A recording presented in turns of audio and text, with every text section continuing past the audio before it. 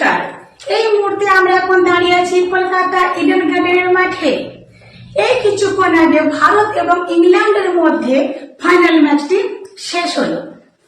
ভারতের 340 রানের পাহাড় টপকাতে ব্যর্থ হয়েছেন ইংল্যান্ড দল। আজকের এই ম্যাচের ম্যান অফ দ্য ম্যাচ হয়েছেন আমাদের ভারতীয় দলের অধিনায়ক বিরাট কোহলি। আসুন এই ঐতিহাসিক জয়ের ব্যাপারে ভারতীয় দলের বিরাট কোহলির কাছে মুখ থেকে কিছু শুনে নিতে চাই। Congratulation sir. স্যার, আজকে এই ঐতিহাসিক জয়ের ব্যাপারে সমস্ত ভারতবাসী অর্থাৎ বিশ্ববাসী আপনার মুখ থেকে কিছু শুনতে চাই। প্লিজ সকলের উদ্দেশ্যে যদি কিছু বলেন।